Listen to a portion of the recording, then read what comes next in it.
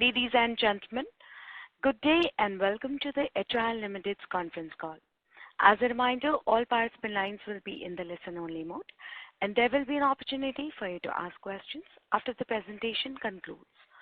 Should you need assistance during the conference call, please signal an operator by pressing star, then 0 on your touch-tone phone. Please note that this conference is being recorded.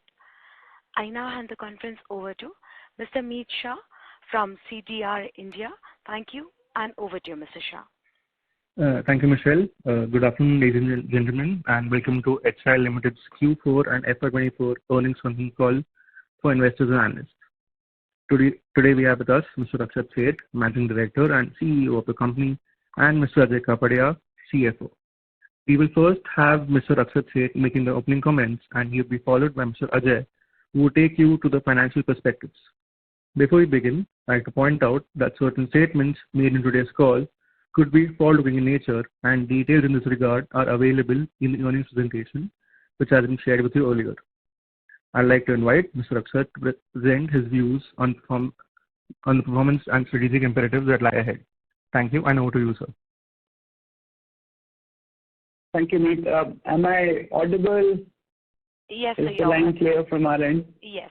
Okay, perfect.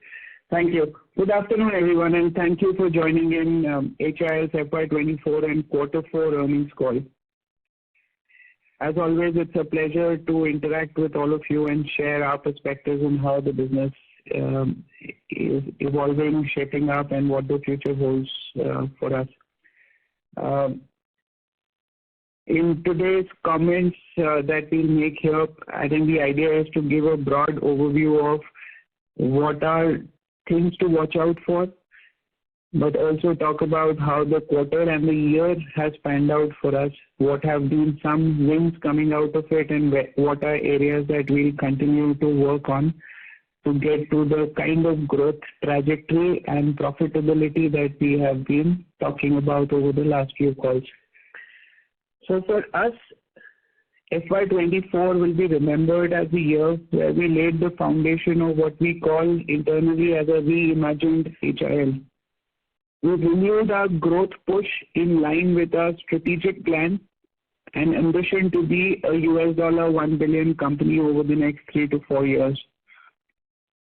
We've come out of the year with a strong reiteration that we are on track for that ambition. Just give me 1 second.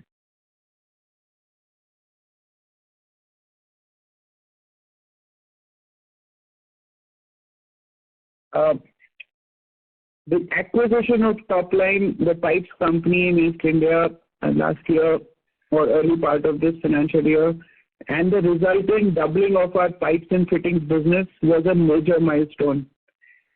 We have changed the paradigm of our branding efforts and re-energized our product innovation engine. Value mining for enhanced profitability has been established as a key organizational priority. In fact, as an example, we've run a detailed cost diagnostic in the last quarter of the previous financial year.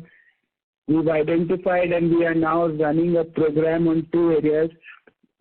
Logistics and power and fuel as focused pockets of opportunity, and more will follow. All of this is designed towards creating a meaningful impact on the profitability side. Our most decisive steps have been towards building the organization which can take us forward over the next 3 to 5 years.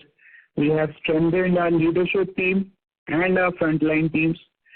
We are moving towards a digital-led way of working with implementations on the SAP side, SFA, CRM, loyalty programs, and an analytics platform. And we are building a culture of excellence which is striving for superior results and outcomes in every area that we are engaged in. All of these steps, I'm sure, point to an exciting FY25 and beyond for HIL. Now, as we go across various geographies and segments, for HIL India, we delivered steady performance in FY24 with robust volume growth across most of our product segments. So that's been one key feature to look out. Overall volume growth across most of our product segments, and we'll talk in a little more detail about it. Overall, we reported a revenue of 2,231 crores for the year and 534 crores for the quarter, which is about 4% higher than previous year. This was achieved in the context of what we felt and experienced as a modest demand scenario and a situation where competition has intensified. Hence, pricing pressures remained throughout the year, including in our polymer business, where multi-year low PVC prices presented an additional level of complexity. However, our relentless focus on driving operational efficiencies and continuous improvement in cost structure meant that we have improved our profitability across most of the segments through the year. At Parador, we reported a revenue of 1,144 crores for the year and 318 crores for the quarter. These are all euro numbers translated to rupees. Parador in FY24 presented a story of opportunity amidst adversity. The recessionary macroeconomic conditions and weak consumer sentiments resulted in a near meltdown in the construction activity and flooring demand in our core European markets. In this environment, we doubled down on our efforts to gain market share by expanding our play field to commercial segments, agile pricing, restructuring our sales team, seeding new markets, and on product innovation. For instance, to be ahead of the curve, we have launched 164 new SKUs. That's nearly 15 to 20% on top of what our existing portfolio was. And this was launched in a major in-house customer event in March 24. We also maintained relentless discipline on cost and working capital to ensure lean operations. In fact, our inventory is at an all-time low, and there are projections for further reduction during FY25. As a result, we have maintained quarter-on-quarter revenue growth for the last 2 quarters and also achieved positive operating margins. I'm happy to state that on these calls, we had indicated that our first objective is to make sure H2 is positive on EBITDA terms. We have achieved that. Our second objective was to make sure that Q3 and Q4 are positive. We have achieved that. In fact, in Q4, while Q3 was break-even, slightly positive, Q4 we turned an operating profit of 5 crores, and the quarter-on-quarter revenue growth was 16% during quarter 4. As macroeconomic indicators also show signs of a turnaround, we are confident of a smart recovery at Parador in FY25. The second segment where we have strongly shifted gears is on pipes and fittings business, where there is a strong momentum being built for volume growth. So volume at our scale is the number one priority, and we are pushing hard for it. The result is that in quarter 4, we delivered 23% volume growth. If I were to just dice out 2 months, March and April, the volume growth is north of 40%. And this is a theme that you will hear from us consistently. The number one focus is to drive volume growth in pipes and fittings. All of this is being driven by targeted distribution expansion efforts in the retail segment, as well as a focused approach to technical sales in the institutional segment.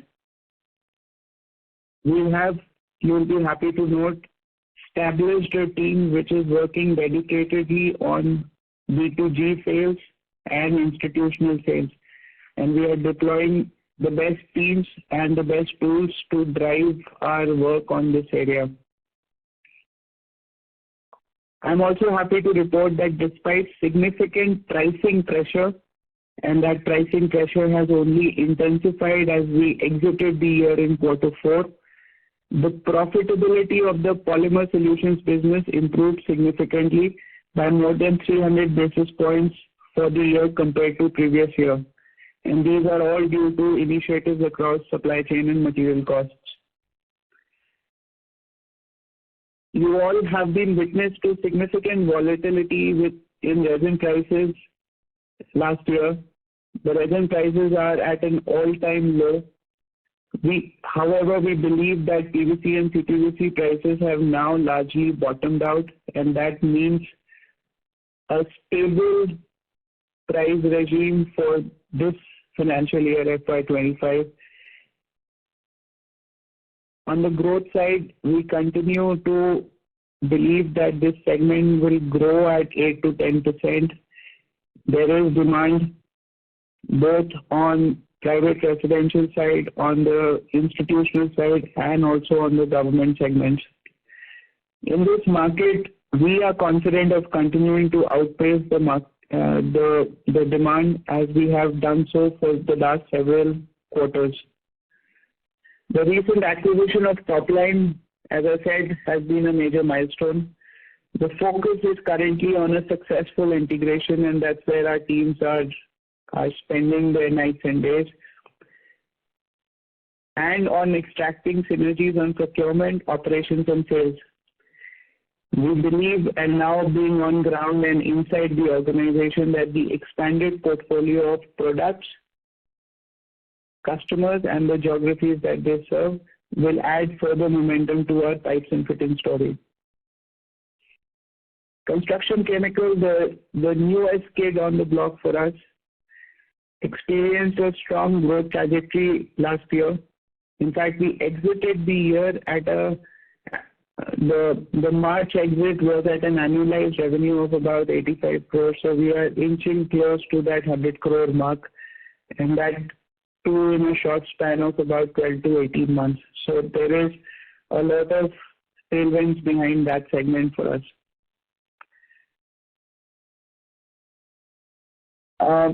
Roofing, if you look back at the year, continued to scale new heights and delivered its highest ever sales volume for HIL. The Charminar brand that carries a 75 plus year legacy of trust further strengthened market leadership. We increased our market share, we improved our price positioning, and we deepened our distribution reach. We finished the year with volume growth of 2% and NSR growth of 3%. This is in the context of a market that has declined at an overall aggregate level. I'm also happy to report that there's been strong efforts during the year to improve the margin performance, and we finished Q4 with improved margin compared to where we had started the year. While there is overall a slow start to the season in roofing due to the general elections, we expect both volume and price growth in Q1, leading to a stronger margin performance. We will also be introducing some exciting new products in this segment to sustain our differentiated positioning and further grow our market share. In building solutions, we had a steady year with volume growth across most categories. However, this was coupled with strong pricing pressures. If I take it as an example, in blocks, our volumes during the year grew by 12%. However, the prices dropped by 8%. We are working on several value enhancement initiatives across raw material, productivity, and other cost elements to improve our profitability. These initiatives have been on for the last 3-4 months. In fact, the first set of encouraging results are with us. We finished Q4 with an improved margin. In fact, on a year-on-year basis, Q4 improved its margin profile by 50 basis points, and we expect and we have line of sight for further improvement in FY25.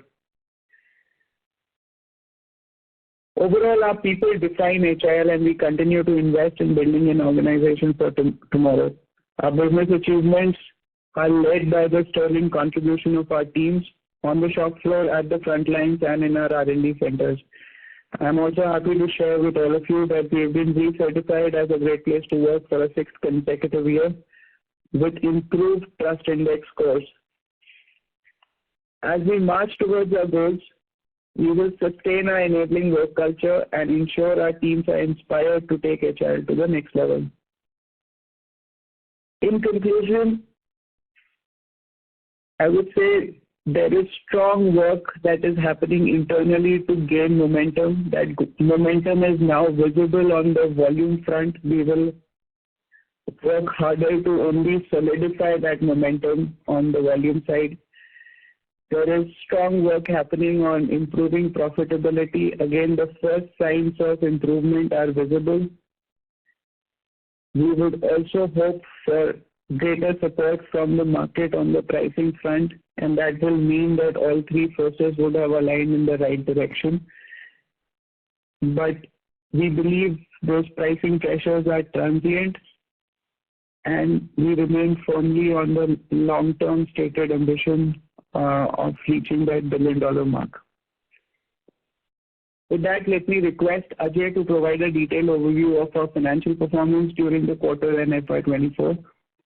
And both of us will be happy to take on your questions after Ajay's comments. Thank you for your time. Thank you, Akshat. Good afternoon, and thank you all for joining today's call. I would like to take this opportunity to present an overview of our financial performance and operational highlights for Q4. In Q4, HIL India has achieved 4.3% year-on-year revenue growth to Rs 535 crore as compared to Rs 512 crore, with positive volume growth in all business segments. The reported EBITDA for the quarter is 27 crore as against Rs 38 crore in Q4 last year. The lower EBITDA is on account of one-time cost of Rs 7 crore incurred during the quarter for acquisition-related costs and the property tax payment of earlier years. Apart from that, we have strengthened our leadership positions during the year. This has resulted in higher salary costs. The refill solution business grew by 4% year-on-year to Rs 255 crore in Q4. Despite sluggish demand, we continued to grow in volume and thereby further strengthening our market leadership position in the quarter and continued to enjoy customer loyalty. We have reported 200 basis point year-on-year improvement in profitability during the quarter in this segment.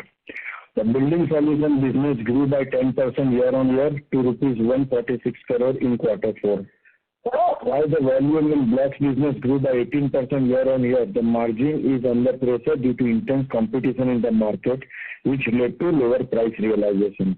The operating margin during the quarter is in line with same quarter of last year, and it is improved by 150 basis points over first 9 months of the year. This improvement in margin is on account of development of alternate supply sources, which helped in lowering the input cost and price increase realized in later part of the quarter. The polymer solution business remained stable with revenue of 133 crore for Q4. The margin reduced on account of lower realization by 3 to 4% due to aggressive price drop by major players and inventory provisioning. However, in FY24, we have made strong recovery in profitability on account of various cost reduction initiatives and strategic procurement, even when the industry price for both CPVC and PVC category declined. In flooring segment, we have achieved 13% growth in volume quarter-on-quarter, whereas we have reported 16% growth in revenue quarter-on-quarter to Rs 318 crore. The operating profit for the quarter is Rs 5 crore. Our focus on working capital optimization continued during the quarter, and inventories are at the lowest level in flooring segment. Our debt at consolidated level stood at Rs 548 crores, and the cash and cash equivalents of Rs 237 crore at the end of the year. The total debt to equity ratio stands at 0.44 as on 31st March 2024. We are confident in our ability to grow our performance footprint and create healthy cash flows going forward. With this, I would like to conclude my opening remarks. I request the moderator to open the floor for questions. Thank you. Thank you very much, sir. We will now begin the question and answer session. Anyone who wishes to ask questions may press star and one on their touch-tone phone. If you wish to withdraw yourself from the question queue, you may press star and two. Participants are requested to use only handsets while asking a question. Ladies and gentlemen, we will wait for a moment while the question queue assembles.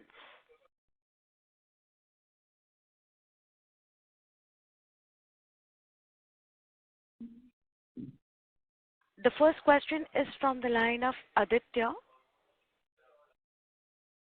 from Securities Investment Management Company. Please go ahead. Yeah. Hi, sir. Thanks for the opportunity. So if we look at last year and a half, we have been affected by a lot of external factors in most of our businesses. So be it slowdown in Europe affecting Parador or increase in fiber costs affecting roofing business. So if we could just talk about how are the external factors now in each of our businesses and how is the near term looking to you? Thank you, Aditya. I will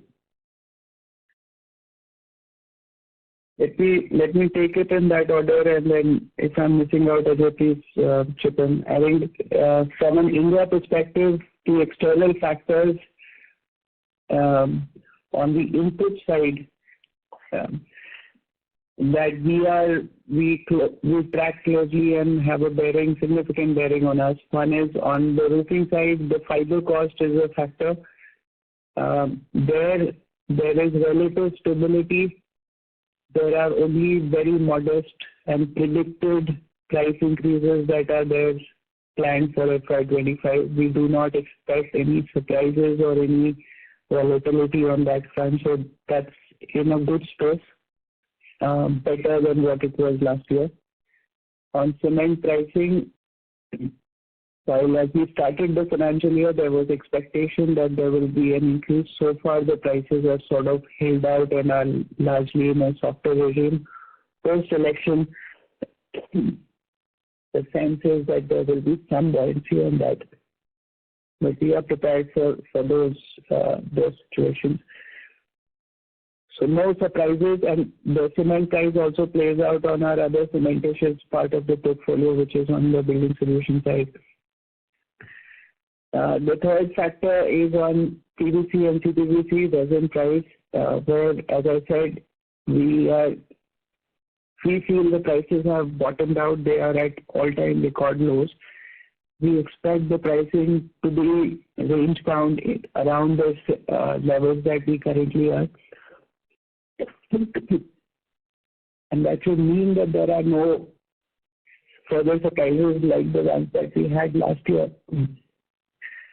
The thing to watch out on the pipes and fitting segment is just the competitive scenario where the larger players in the last 3 to 6 months have shown a propensity to be very aggressive on the price side, and hence you would see amongst players, the larger players who have declared results or will be declaring results in the coming days, that there is a decline in price even beyond what the resin prices would have indicated.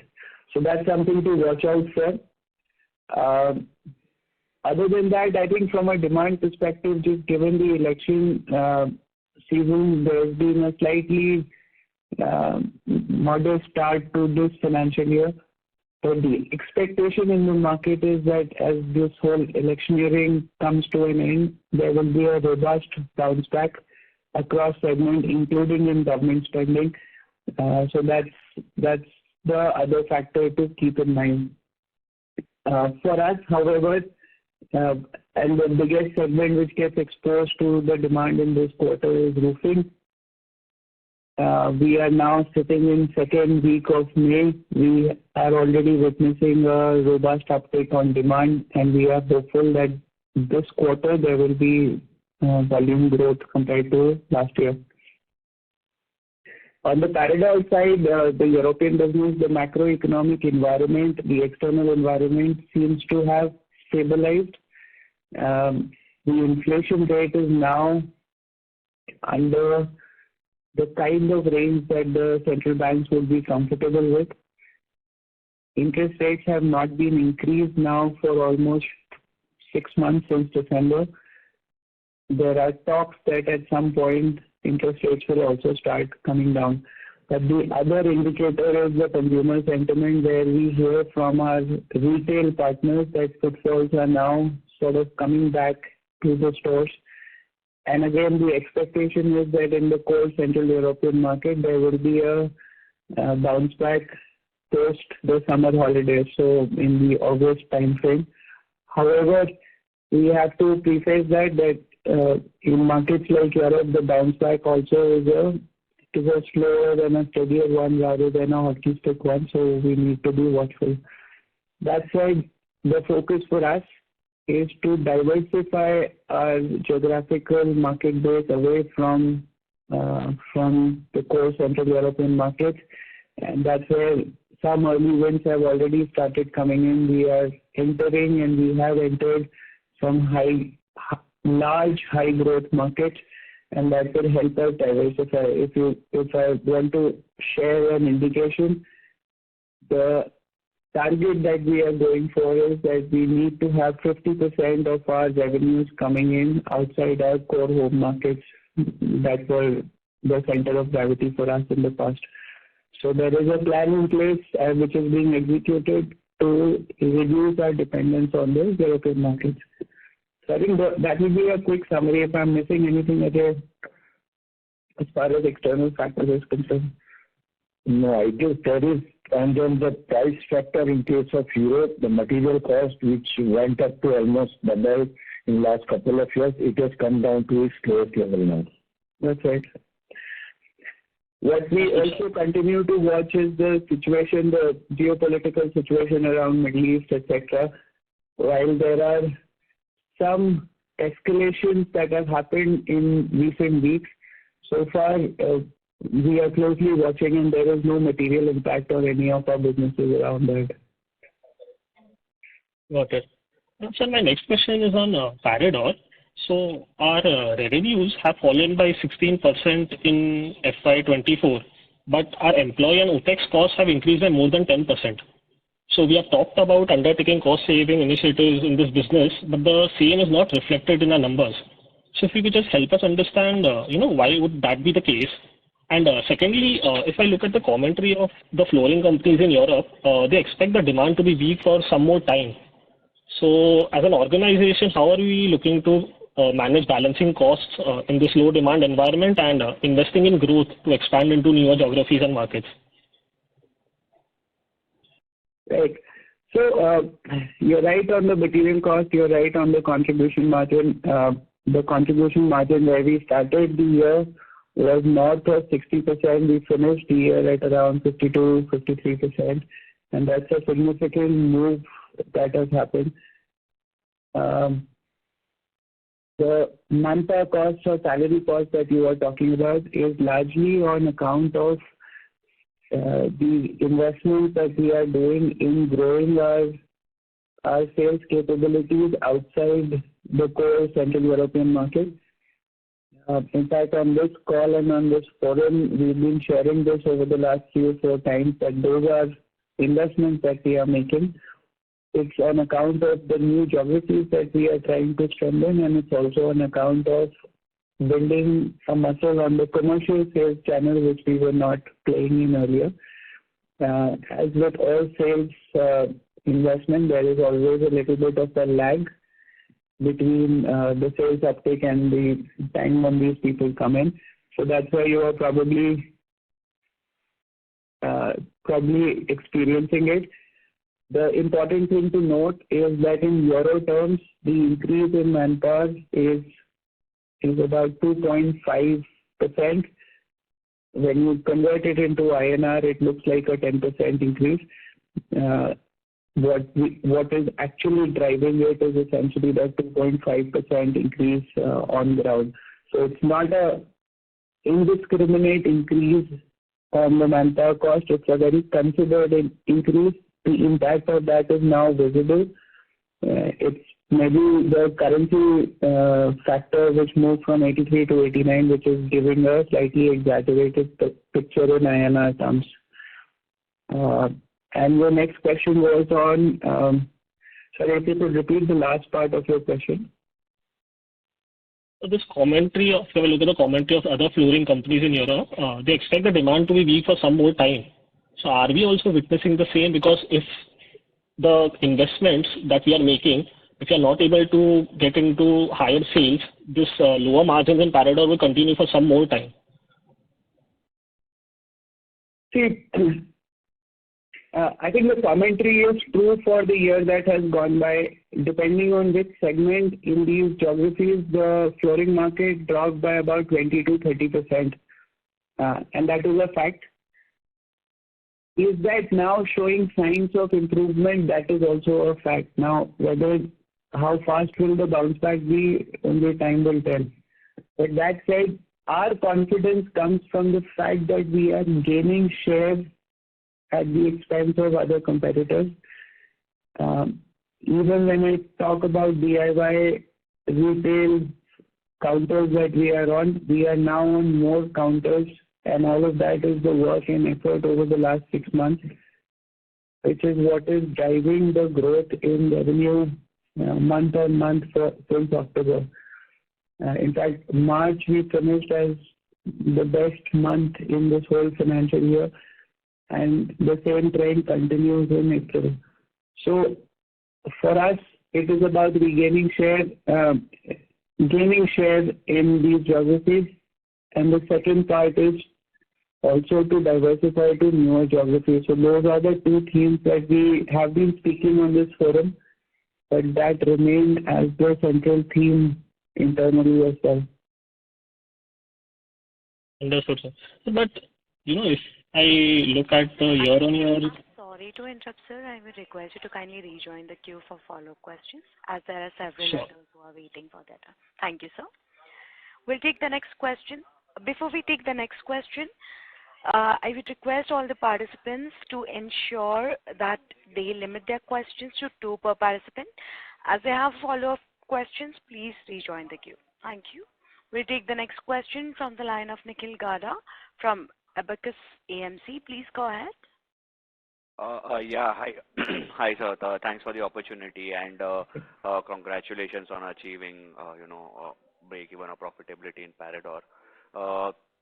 So firstly, I have few data questions. So if you can help me in terms of what was in polymer solutions, so what was the breakup of plastic pipes in FY24, what was putty, and what was construction chemicals? And if you can also give the EBIT split as well. Sure.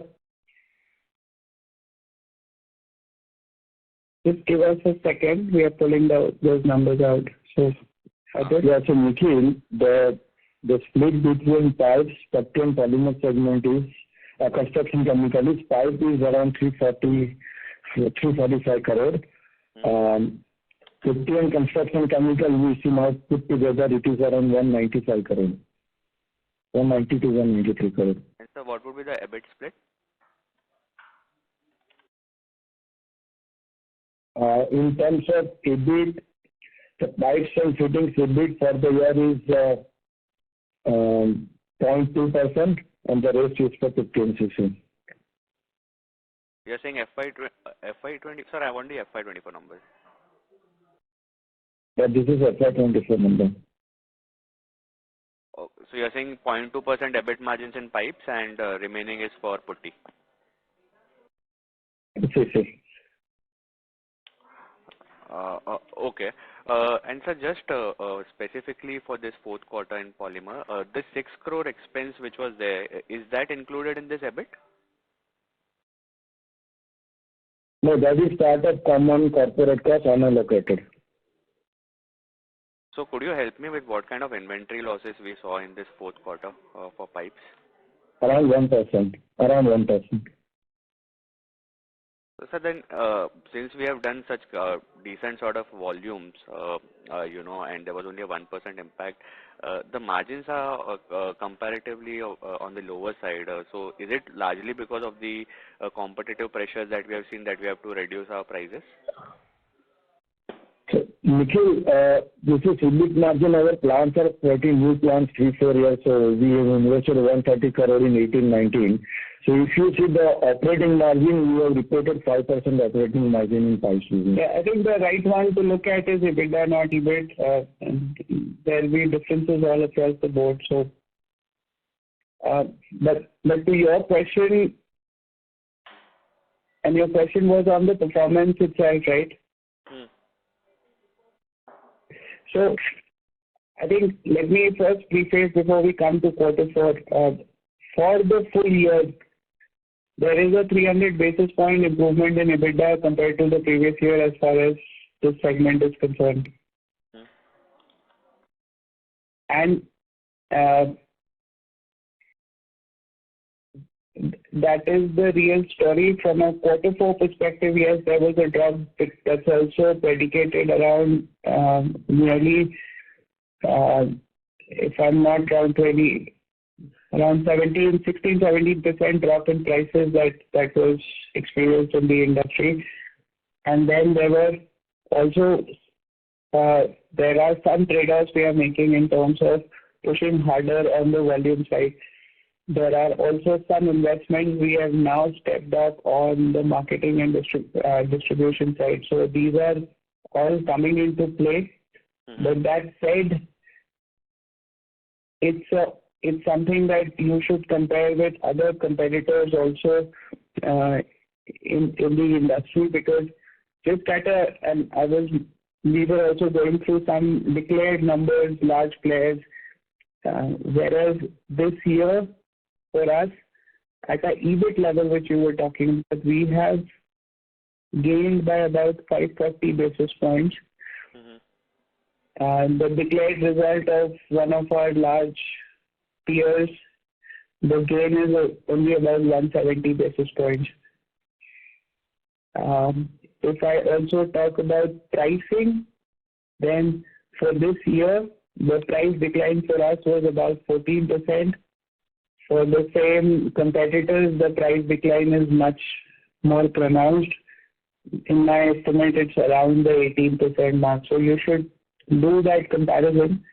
And I think overall, as far as this year is concerned, there's been good solid performance both on volume and also on profitability. To some extent, revenue is driven by the resin pricing. So that's a difficult metric to track. Understood. Sir, secondly, just if you can give the overall, Yes, sir. Sorry to interrupt. Nikhil, one more time, the volume, we have grown in pipes and fittings 23% volume in Q4, whereas in last 2 months, the volume growth is around 40%. Correct. So March and April, as I indicated, if we just pick up those 2 months, was 41 and 33%.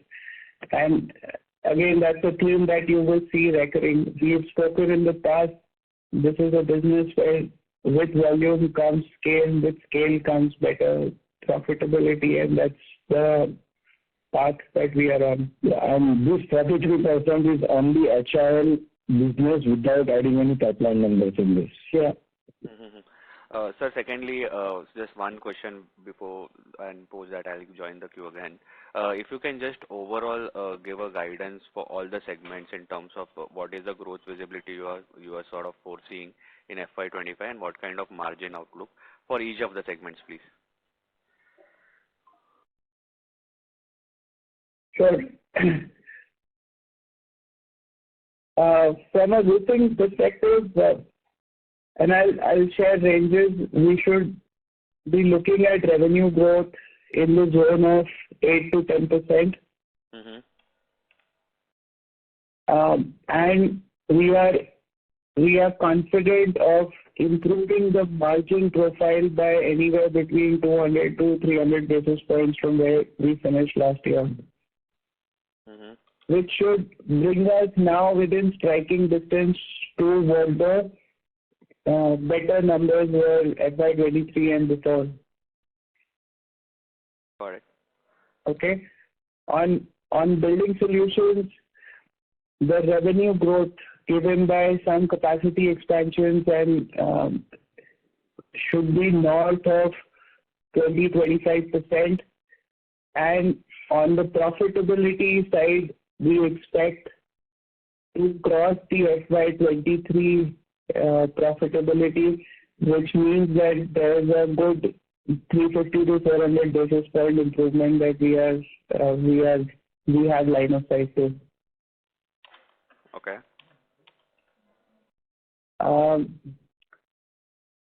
On pipes, just the organic volume growth, and this is not adding the impact of the acquisition, should be in the zone of about 25 to 30%. On Patti CC, again, a 30-35% revenue growth is what we are aiming at, driven mostly on the CC side, the construction chemical side. Profitability across the whole polymer segment should be largely stable at around the levels that we are. However, there will be some calls taken to invest on business development activities around marketing, around new product introductions, etc. So those are strategic calls and investments that we will make in that segment. In Parador, we are expecting a revenue growth nearer the 15 to 20% mark, and that will also have a good positive drop down to the EBITDA level. Can we achieve Sorry to interrupt, sir. I would request you to kindly rejoin the queue for follow-up. Sure, no worries. I'll join the Thank you, sir.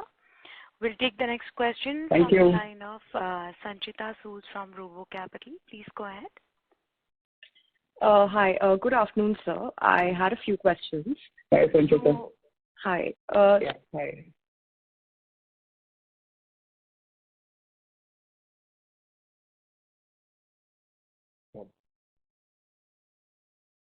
Sir, the participant has left the queue. We'll move on to the next question, which is from the line of Bhavin Rupani from Investec. Please go ahead. Hi, sir. Thanks for the opportunity. My first question is related to the piping segment. Hi. My first question is related to piping. So many of the large competitors are participating in government's HIL Ltd mission project. Do we participate in that? And if yes, what is the order size that we have? And also, if you can elaborate on how should we understand the margins and the working profile in this project? So far, Birla HIL was not participating actively in that segment. One of the strategic rationale for our acquisition of Topline was to create the credentials and specifications to be playing in that segment. And that's a segment we feel quite bullish about. We will grow that. And I think we have to start seeing this as participating in B2G or the business that is originating from government channels. Today, a lot of that focus is on Jal Jeevan Mission. There are more such water-oriented missions or programs that are being floated. The Amrit program is another such, which is doing the same for urban connectivity. There are two other programs that will become relevant for us, which is on gas. So one of the schemes the government is talking about and has announced is to create pipeline connectivity for LPG or natural gas to a certain large mass of population. So that's the second. The third one is around broadband also, where the government is talking about creating broadband connectivity to every Gram Panchayat. All of these will require pipes, different specifications, but we now have the capability to service it. We also have in most pockets the credentials to service it. So it's an area that is of good focus for us. There is a team that has been set up for driving this. To give a sense of how much we do or have done, so far as the Birla HIL pipes portfolio is concerned, we have not done. It's largely negligible. On the acquired entity, nearly 50% of their business comes from these programs. So that is our starting point, and we are now bidding aggressively on many of these programs, and of course continuing the old relationships. All right, so is it possible for you to quantify what is the order size that we have right now from the new entity? It'll be a difficult one because the order size and there is timelines attached to it, but I think the 50% run rate is something that should be a good indication of where our starting point is. All right, so sir, you indicated that 30 to 35% organic volume growth in piping. So how should one understand the volume growth from the new entity? I said 25 to 30% 25, yeah. on the pipe side. We should expect anywhere around the 20% mark on volume growth as far as the acquired entity is concerned. Okay, and any sense on the working capital needs and the margins in this project? So it should not be too different from how we've played, because the nature of such business is that our supply and our payments come through contractors and not really from a government department. I understand there are concerns from an external perspective that because these are government channels, payments might get compromised or delayed. That is not the case, because you are dealing with these contractors. These contractors are large institutions. They are not, and many of them are listed entities and so on.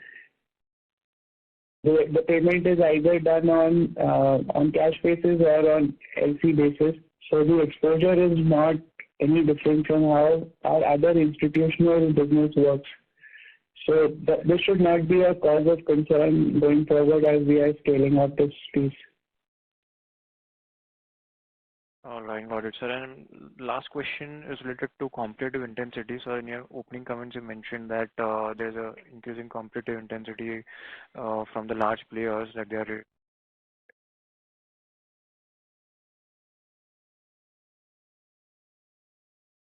Bhavin, we are not able to hear you. Mr. Bhavin? Hello? Sir, he is not audible. Yeah, we are also not able to hear Bhavin. Yeah. Bhavin sir, I will request you to kindly rejoin the queue for follow-up questions, as you are not audible right now. We'll move on to the next question, which is from the line of Chirag from White Pine Investments. Please go ahead. Yeah, thanks for the opportunity. So I have two questions, both on Peridot. So question one is to achieve the aspirational margins. So what are the aspirational margins or the medium-term margins that you're looking in Peridot? And if you can indicate what are the drivers for that? What kind of volumes you will need? What kind of raw material pricing or the net pricing support you will need to achieve that? If you can just indicate a broader timeline. I understand that it may be off by 1 or 2 years over that, based on demand dynamics. And second question on Peridot is it's more slightly near term over next 12 months. You indicated that you are looking for a 10-15% kind of a volume growth in 25, right? If I understood it correctly, which segments and regions is driving that?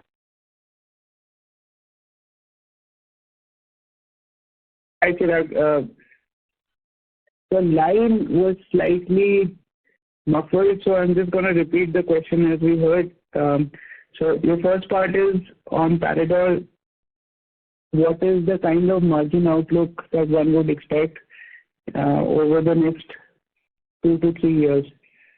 I'll let Ajay speak about the specific numbers. However, here is how the stack up happens. Our first goal was to make sure that in the last 2 quarters we are EBITDA positive. Having achieved this goal for the current financial year, we want to be cash positive for the full year. And next year we should be PBT positive, is how the whole stack up is happening, which basically would translate to a positive EBITDA margin of 3 to 4% for the coming year, and scaling up to near double-digit levels in the subsequent 2-year period. So the steady state we are looking at by FY27 should be in the 12% range. FY26 will be in the 6 to 7% range. Your question on the volume growth. So as Akshat mentioned, we are expecting 15 to 20% revenue growth, and volume growth will be probably it will be in the range of 70 to 22%. Yeah. I just missed it. So you said volume growth of F25 volume growth of? So there will be 17 to 22%. Again, it is depending on the mix of the product in the market. Yeah. And so my question was, which sub-segments of Peridot business and which region is giving you, because this is a fairly strong number you are targeting. So which region and which sub-segment is where you are banking on to get this kind of numbers? So from a region point of view, the biggest contributors, if I look at the picture over the next couple of years, will be the following. There is a recovery that will happen in the DACH region, which is Germany, Austria, Switzerland, will be one contributor. There is the whole Nordic bloc, which will be the second big contributor. And Nordic, I will also try and answer the product story. In DACH region, it is all our products which grow roughly in a 25% or which sell 25 to 30% each. In Nordic, it is largely engineered wood. The other big cluster which will deliver growth in Europe is the Iberian cluster of Spain plus plus, which is largely on the laminate and vinyl flooring. In terms of markets which are largely new and where we are banking on terms of investment, there are 3 main markets to watch out for, or maybe 4. One is UK, again a composite portfolio. Second is US, which will again be more on the modular one and on the engineered wood side. And then there is China, which has done reasonably well for us in the year that closed.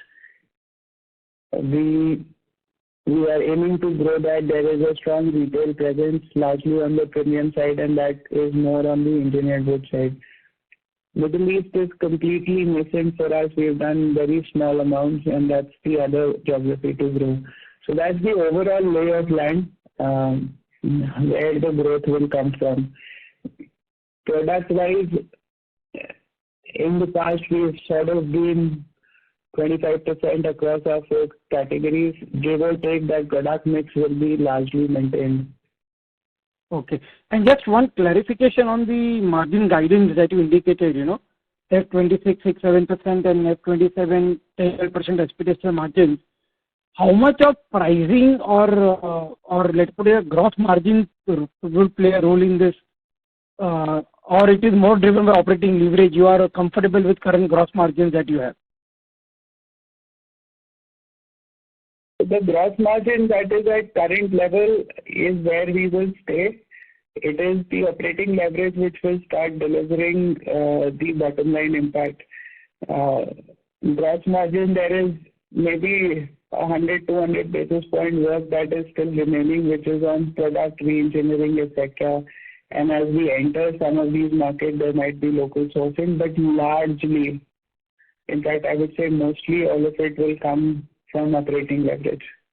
Wow, this is helpful. So why I was asking is, if the RMC turns favorable, if the cost pressures over the last few years start going down, you are looking to pass it on to gain volumes. That is the right way to look at the business of Peridot, correct? Chirag, you'll have to say that again, not clear the question. No, I'm saying if raw material cost pressures which were there over last 1-2 years, if they start going south, you are looking to pass it on to the customer to gain volume. That is the business approach that you are looking at for next 2-3 years. Is this the right thing to understand? Hello? I would not summarize it that way. Can you hear us, Chirag? Yeah. I think the way to think about it is that the cost levels in our estimate are already now down to probably the levels that they will stabilize at. We do not expect further decline. And hence the P&L structure that we stand on today is what we would like to maintain at a gross margin level. Minor pricing here or there changes with the product mix. But there are also positive factors that will come into play. For instance, I've been sharing that we are now playing aggressively on commercial. In fact, the other cut to your question, Chirag, on where will growth come from, nearly 2/3 of growth is expected to come from commercial customers. Commercial customers and accounts also turn out to be more profitable than the DIY and retail ones. So they will have some positive impact there as well. So I don't think we are seeking to change the gross margin and contribution structure.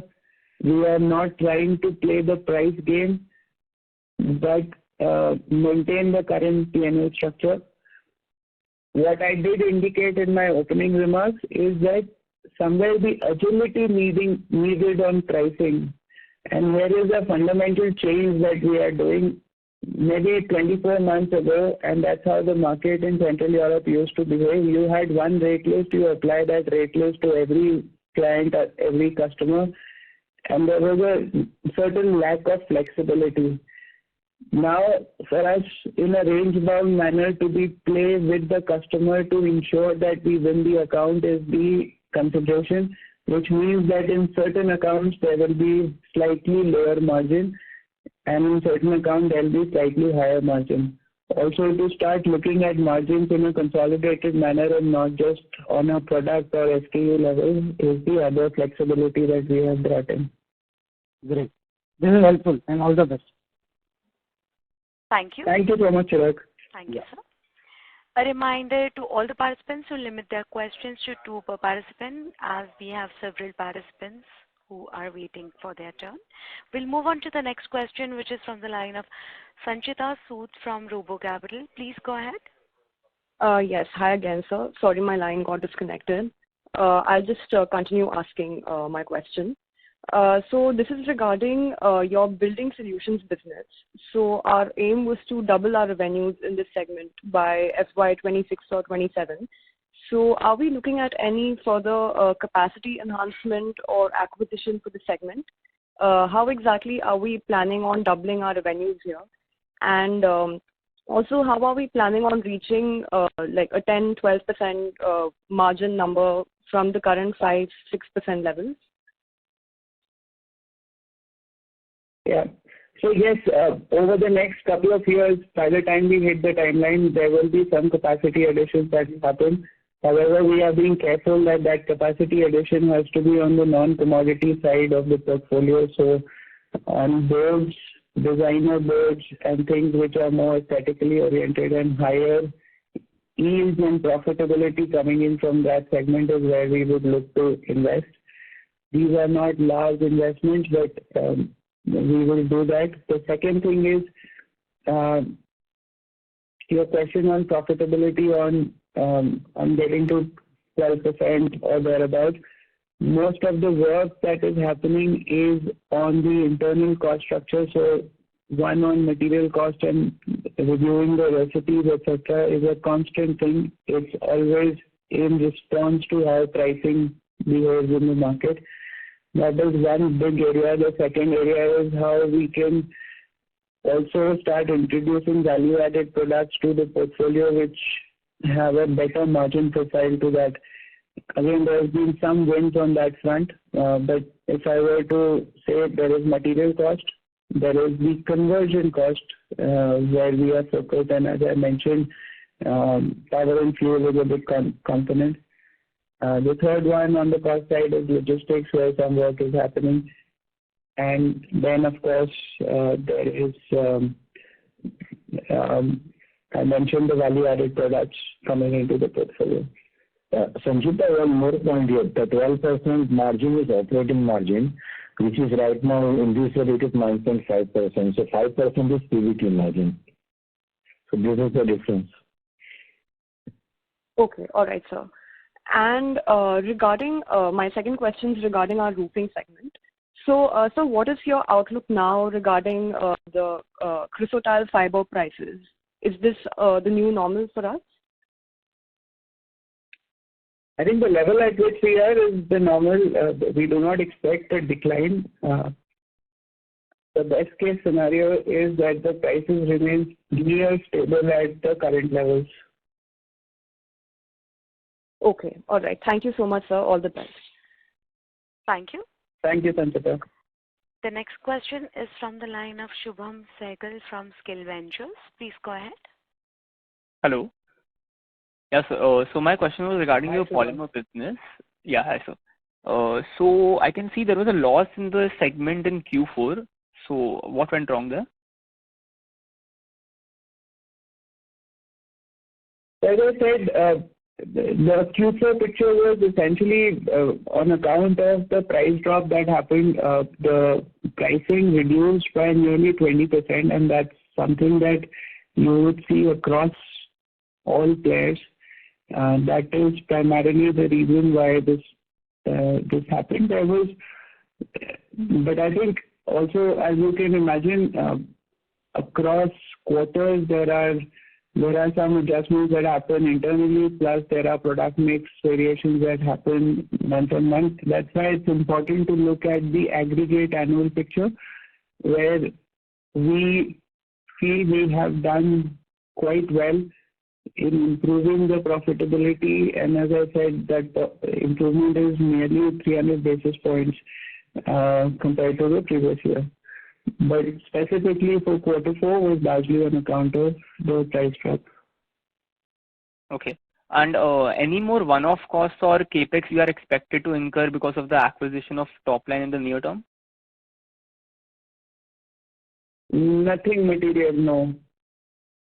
Okay, so regarding this acquisition only, so are there any low-hanging fruits in top line which need to be addressed? And should we expect FY25 to be a consolidation year?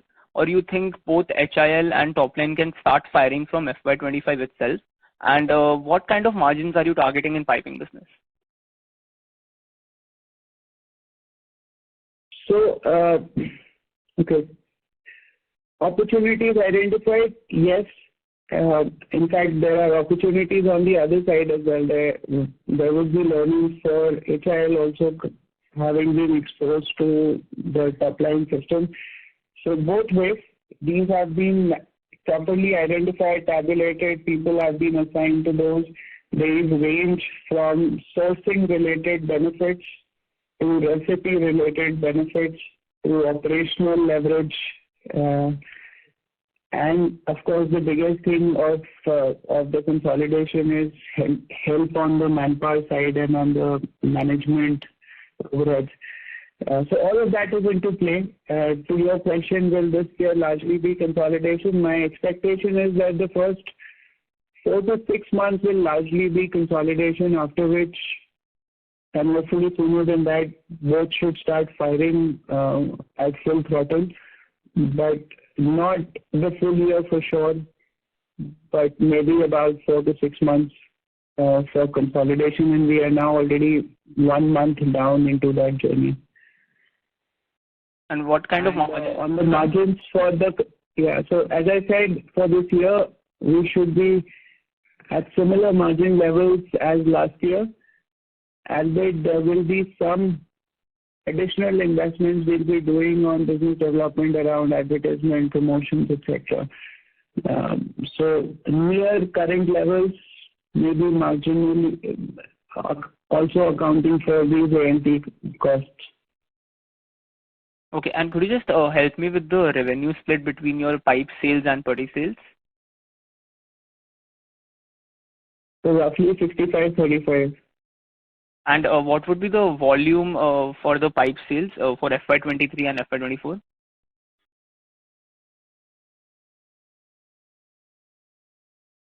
FY23, in case of pipe sales, 19,500 metric ton. FY24, it is 21,000, roughly 22,000 metric ton. Okay, got it. And is your putty business making losses or is it break even at EBIT? It is profitable. In fact, the profitability there also this year has improved despite a drop in the pricing, and the price drop was nearly, if I'm not wrong, close to 10%. But overall, the segment is profitable. Yeah, 12%. Okay, sir, got it. And just last one thing, just can you help me with the capacity utilization for all your different business segments? So across roofing and building solutions, we are north of 90%. In pipes, not counting the top line acquisition, we are in the 65 to 70% range. Okay, got it. And any capex requirement in FY25 and 26?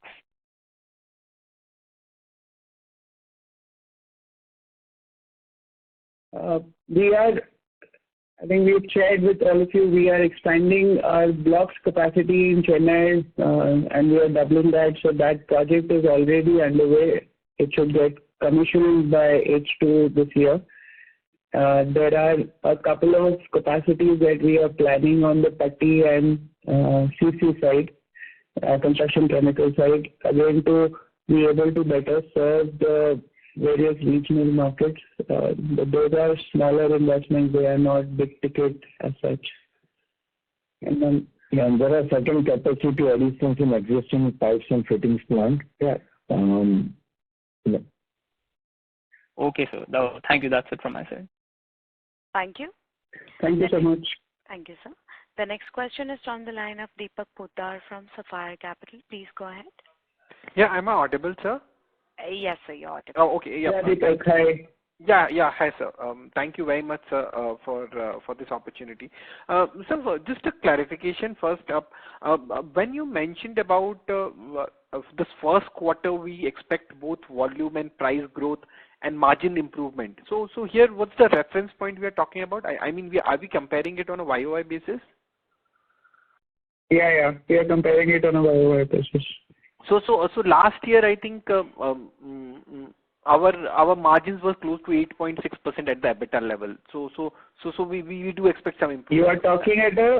You are talking for which segment? So I was talking on a console basis.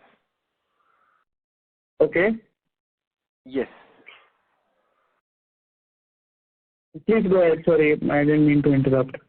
No, so last year console basis, I think we were at 8.6%. So we expected this first quarter at least we see some improvement on both on the revenue side as well as on the margin side. That's correct. Okay. Fair enough. And my second question is on your interest cost. This quarter, your interest cost, I mean, it's very negligible. I mean, what's the going forward rate one should look at? So it will be in the range of around 5 to 6 crore per quarter. 5 to 6 crores per quarter, right? Yeah, in India. Okay, understood. And just a clarification, one more. You mentioned FY25 we expect a similar EBITDA margin level as last year. So that's FY24 margin level that we are expecting, or FY23. Last year, when I say last year is FY24, and I was making that commentary specifically for the polymer business. Specifically for in the other. Yeah. In the other two segments, I said there will be marked improvement in the performance from a profitability point of view. Yeah, because the reason I was asking is because you mentioned the segment-wise margin improvement in terms of roofing will be closer to your FY23 margins, and even the building division would be closer. Polymer is already higher than your FY23 margins. It's just the Parador there is some differential, but you do expect some improvement in margin. So can one expect that FY23 EBITDA margin on the consolidated level one can see that in FY25? Which was around 6.5%, I guess, in FY23, your EBITDA margin at the company level.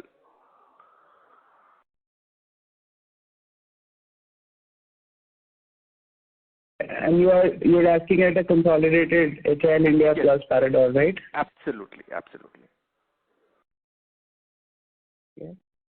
Yeah, I think that's a fair assumption. Yeah. I mean, at least that much here. Okay, and we are on track for this 12% FY26 margin, or there is some delay here and there that can happen, that we have earlier guided, right?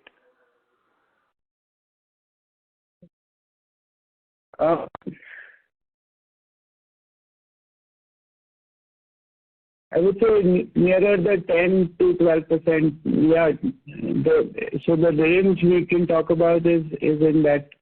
So 10 to 12, yeah. Yeah, 10 to 12% FY26 EBITDA. Fair enough. That's it from my side, sir. I think all the very best to you. Thank you so much. Thank you, Deepak. Thank you. A reminder to all the participants to kindly limit their questions to 2 per participant. The next question is from the line of Keshav Garg from Counter Cyclical PMS. Please go ahead. Last year you told us that we will do $1 billion revenue in the next 3 years. Last year there was a marginal decline in revenues. Now this year you are saying that in the next 3 to 4 years we will do $1 billion revenue. Now sir, if we see that if we take segment by segment, then except for the roofing segment, which is our traditional segment, in the building solution as well as in the polymer solution, we are grossly and comprehensively underperforming our peers, the competition. Now, for example, in the polymer segment, our revenues are flat since past 3 years, and our margins for FY24 are the lowest in the whole industry, at least amongst all the listed players. If we see the building solution segment, then there is a player, Big Block Construction, which is doing less than half the revenue that we are doing in AAC blocks, but their PBT margin is 20%, whereas our margin, PBIT margin is 5%. And their market cap is almost equal to the market cap of HIL. And after grossly underperforming in the domestic market, we have gone into a saturated or declining market like Germany, and then there we are trying to do the impossible. So it seems we are in a totally value destruction journey. The profit after tax is falling by 19% CAGR over the past 5 years. Our return on capital employed is less than the cost of capital. So I'm sure HIL is a great place to work for employees, but when will it become a great place for shareholders?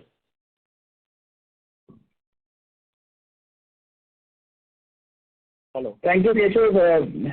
I think your comments are a great shot in the arm for us. Thank you. Yes, I think your assessment on where the opportunities lie are spot on. I think it's not too different from what we've also called out. But you can imagine if that's the situation, and there's no fun in having a debate around whether your assessment on a certain segment is 80% correct or 100% correct, but I would also say that it's not entirely inaccurate. There are 2 choices. The choices are either we completely are in a zone of disappointment, or we are on a zone of recovery and there is a plan to do that. I think we opted for the second one, and that's the journey we are on. You would also appreciate none of these are overnight switches that can be done, and we can turn them on, and we are suddenly on a different trajectory. A big part of what Ajay and I have been sharing is essentially to also give you the comfort that what are the various dimensions on which the plans have been put in place, teams have been brought in, execution is happening. Recovery, as you would appreciate, is always a steadier and a somewhat slower one. I have not been privy to hockey stick recoveries in any business. So yes, your assessment and the identification of those opportunities are by and large in the right ballpark, but that is the journey we are on. So I just want, sir, if you could tell us that, sir, for Parador especially, sir, there has to be, sir, whatever efforts you are putting, sir, we appreciate, sir, but there has to be some deadline that if we are unable to turn around this company by this time, then we will rethink our plans. So because there is no point, sir, just like Tata acquired Chorus and they kept on putting money, and ultimately they are drastically winding down the capacity. So it's better to just control the losses rather than just compounding the mistake by keep on putting more and more funds and more management bandwidth somewhere where the prospects are not great. Have you, if I may just ask, Keshav, have you been following the Parador story for the last 4-5 years? Sir, it seems that after this year, FY2023 quarter story that we have made, it will be a cumulative loss. So there is a time value of money also, there is an opportunity cost also. So it's just a feedback from your shareholders that please rethink your priorities. So because the growth is in India and we are trying to struggle in a saturated market. So if you see the Eurozone economy is stagnant since 2007 at $12 trillion. So I mean, what's the point of struggling over there? It's beyond comprehension.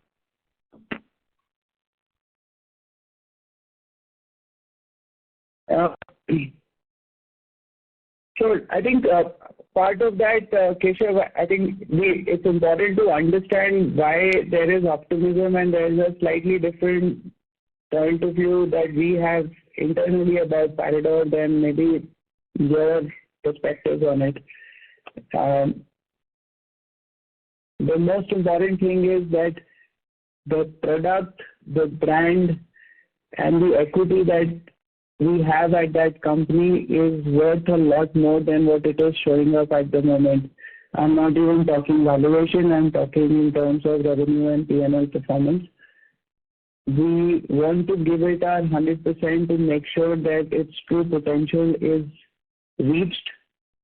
We now have line of sight of getting there. There are early signs of recovery, and one of the things that I would respond to, you said, Eurozone is a certain market and certain economy. The question I will ask you is, are there no successful companies in the Eurozone? And drawing inspiration from those, we feel that we can be one of those, which also means that part of the revenue portfolio will need to be diversified from a particular geography to a few more geographies, which is the task that we are on. I will candidly admit the last 12 to 24 months have been difficult. I will also highlight that the previous 24 months were great, and the same set of shareholders were also extremely happy about those 24 months. Given there has been a recessionary period in that geography, should not mean that the core that we hold on to suddenly becomes not valuable.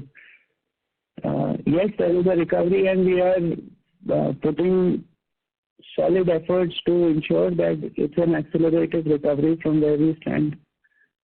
And to your question, there should be a timeline. Yes, there is always a timeline. Has that time come? In our assessment, no. Because there is juice left, and we want to make a undiluted, focused effort in realizing that. Sure, sir. Sir, I hope your efforts bear fruit, and Sir, thank you I'm so sorry much. to interrupt, Mr. Garg. I would request you to kindly rejoin if you have follow-up. Thank you, Keshav. Thank you. We'll take the next question from the line of Miraj Shah from Arihant Capital. Please go ahead. Hi, thank you. My questions have been answered. Just one clarification was left regarding the consolidated EBITDA margins that you were talking about. For FY26, you mentioned 10 to 12%, but what did you mention for FY25?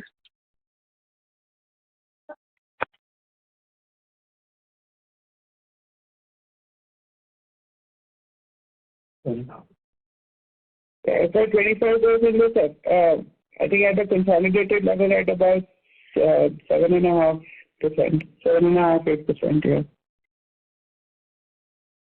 Okay, perfect. Yeah, that's it from my side. Thank you so much. All the best, sir. Thank you. Thank you. Thank you. The next question is from the line of Nitin Gandhi from InnoQuest. Please go ahead. Thanks for giving this opportunity. Can you share with us what's the maximum potential revenue from each of this segment at current prevailing prices? Maximum potential revenue. Yep.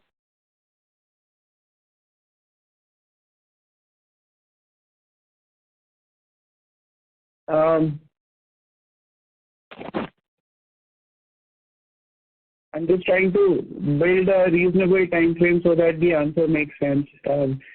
If I look at the FY27-28 time frame, the roofing segment maximum potential could be about 1.3 times of where it currently is. Building solution could be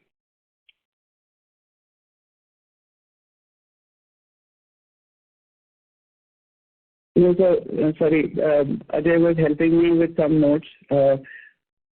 Overall, building solution could be in the range of about 750 to 1,000, depending on the capacity addition that we are doing. Pipes and fitting, our own plans, and already, I think with top lines acquisition, etc., we have line of sight to 1,200. Our push is towards the 1,500 mark. The 30cc segment will be closer to about the 500 crore mark. Flooring, Parador, in this time frame should be nearer the 230 to 25 million euro mark. Sorry, how many million euros you said? 32 million. 225 to 230 million euro mark. Yeah. Okay. Thanks a lot. And for this roofing solution, see, for building, you are likely to double the capacity, but for roofing, any expansion is planned? Roofing, no expansion is planned. Okay. Thank you. All the best. Thank you. Thank you. The next question is from the line of Sanjay Kumar from iThought Financial Consulting. Please go ahead. Hi, Akshat. My questions are on the building segment. What was the realization per cubic meter for the full year? I'm sorry, Sanjay, the line was... So your audio is not clear. May we request to kindly use your handset to ask? Yeah, is it better now? Yes, sir. Please continue. Yeah, what was the realization per cubic meter for the full year?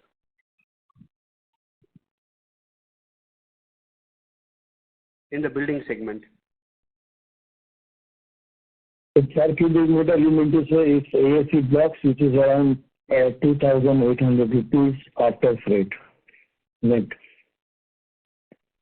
Sir, isn't it much lower compared to the peers? I think the peers, even the listed peer is at 3,800 rupees per cubic meter. Why such a difference? That is with freight. That is with freight, and that number will be in the range of 3,500 rupees.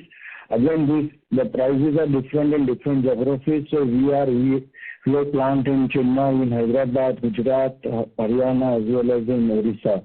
So each plant has a different realizations. Okay. And what is the raw material cost for this segment as a percentage of sales? Yeah, it's with this realization number, it will be in the range of 40%. 40%. Okay. Okay. So this gross margin is in line with other peers, but it is not reflecting in EBITDA margin. Is it down to the efficiencies we have in our freight and transportation, or the operating leverage sitting in employee cost? Because the gross margins are same, so we are lagging behind in the other line items. Any comment on this?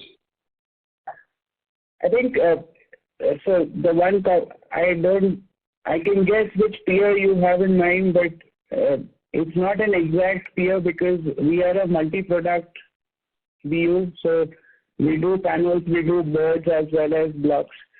There is that difference to keep in mind. Also, we are a multi-geography player. So there are some differences that come with that. The third, the same peer also has had in Q4 a fairly sharp decline on the profitability. So there are those factors also that come into play. Okay, got it. And so second question was on the other products, fiber boards and sandwich panels. The listed peer is going to introduce ALC panels, autoclave, lightweight concrete panels, which is going to target our sandwich panels and fiber boards. Is this a threat? Are we working on ALC panels?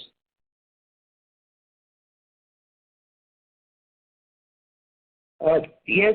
So from our side also there is effort, but it's not a direct competition. The application are similar but not same. A lot of it is also for our type of product. There is an effort that goes in building the demand with the right influencers for that type of product.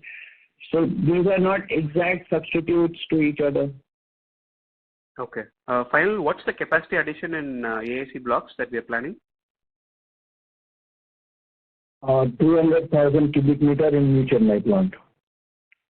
Okay. Okay, sir. Thank you. That's it from my side. Thank you. Thank you so much, Sanjay. The next question is from the line of Viraj from SIMPL. Please go ahead. Hi, Akshat. 3 questions. One is on Parador. If you see the trend in last few quarters, the sales have been on a declining, and a lot is also to do with the market. And if we see the commentary for one of the largest player in Europe, the view on the market is still quite bearish. So just wanted to get your thoughts on what gives you the confidence, the kind of volume growth we talked about for FY25. What is that you're seeing, in terms of which gives you the confidence that we'll be able to achieve that? And is that a turnaround happening from Q1 itself, or you think it's more back-ended? That is one. Second, again on Parador, is we did some financial restructuring back in Q3, and the interest cost was expected to come down. Now, what we understand is we have provided an intercompany loan, and as well as we have provided a corporate guarantee as well. So any thoughts you can give on, why we did that? And last is on the building solutions. If you look at our presence by and large on a pan-India basis, we are more on north, east, and south. But if you look at some of the markets like, say, west, right, the demand-supply equation is, so demand is far excess of supply right now. So any particular reason why we have not been there, or any plans of expansion in that territory as well? These are the 3 questions. Thank you. So Parador, what gives us confidence on the recovery side? I think much of what we are talking about is assuming a flat to stable market environment. So whatever bounce back happens on the market will be an upside potentially on the numbers that I'm talking about. Where does that confidence come from? I think the real hard evidence is how the order books have been tracking over the last 3 to 4 months, and that order book has consistently exceeded the turnover that we have registered. That is one lead indicator that gives us a good sense of confidence. The second are steps that we have taken internally. Number one, within Europe, we have reorganized our sales teams, reorganized the structure in which they are incentivized, which basically means that some of the success we've had in our core Central European markets like Germany is now being replicated across Western Europe and Nordics. So we are opening up channels on DIY retail, which was our traditional mainstay in Central Europe in these geographies as well. Now these channels have a way of adding scale and volume in a significant manner. That's number one. Number two, I've been talking about the play on the commercial side. There, over the last 4 to 5 months, a lot of work and is being concluded on building the right product portfolio, the right collateral, and the right team to make a solid push towards that. That work having been done, now there are pipeline of orders that we are chasing, and that should open up a new segment. Third is the work that we are doing with our customers, also not just from a branding marketing, but also like from a product innovation point of view. We had not done a major new product launch for nearly 4 to 5 years. The event that I talked about in March, think of it like a fashion week in the garment space. That's the kind of category we are in, where you need to refresh what you have as an offering to the market periodically. We had nearly 500 people come in mostly from Europe, but also a large contingent from places like China, where nearly 40 people showed up. And that has resulted into orders, a lot of customer interest, but most importantly, sort of reassert our seriousness of being in that business, in that geography, and the new geographies that we are getting into. Places like US and China, last year in terms of the revenue performance, although still small, but have been the best ever for us. So those are also showing early signs. So a lot of the confidence that we speak about is coming up bottom up from what we are hearing from the markets that we are playing in and the teams that operate in that market. It is not a mathematical projection on Excel. These are all bottom up estimates. And I'm again reiterating that these estimates are basis continued sluggishness in the macroeconomic environment. If that bounces and there are indications that that bounces up, there might be an upside also on this. And so that was, I think, your question on Paradox in terms of your one question was on the refinancing cost advantage. So the annualized advantage will be in the range of 5.5 crore. Half of it is already realized in last year. The balance will come in this year. Yeah. No, I was asking more in terms of the corporate guarantee and the loan which is done. Hello. So that is what I said. It's a 5.5 crore annualized savings on account of interest cost reduction. Half of it is already realized in last year. Balance half will come in this year. Okay. Your question on building solutions, yes, West has been an interesting market. We do have capacity. It's not that we don't have. We have a plant in Golan which produces blocks. So there is some capacity. Do we want to seriously consider putting up more capacity? Yes. Are we evaluating it? Yes. So as soon as we are in a position to announce something concrete, we'll share it with you. But we are closely tracking the market, and we agree with your view that it's an attractive one for building solutions. Just one follow-up on Parado. In the past, we talked about having a pipeline of more than 75 million on commercials, right? How would that pipeline be now, and how is the conversion happening? Any color you can give on that? So we would have The exact numbers, my sense is after churning out the wins and whatever lost opportunity, we will still be in the zone of about 80 to 85 million. That I think is a healthy pipeline to maintain. What has been the win ratio? The win ratios are typically the win-loss, if I'm not, it's about 35% as the win ratio that happens, but you would appreciate that items in these pipelines also have a 2 to 4 month period in which it gets resolved and the decisions come. So that's the other factor to keep in mind. Thank you very much, sir. Ladies and gentlemen, we will take that. Ladies and gentlemen, we will take that as the last question for today. I would now like to hand the conference over to the management for closing comments. Over to you, sir. Great. Thank you. As always, it's been a pleasure interacting with all of you over this call. We thank you for taking the time out. Thank you for staying engaged with the HIL story. I will again reiterate, I think there were some comments that Keshav made. We take those comments in the absolute positive manner because that's the opportunity that lies in front of us. For companies with the legacy that we hold, there will be periods where the opportunity set looks wider than what it should, but that's the time when our execution capability and our legacy comes into play, and we are deeply conscious of making that turnaround in a quick and accelerated manner. So thank you so much. If you have more questions, you would like to know more about any of our businesses and how we are doing, we are happy to spend time one-on-one with any of you.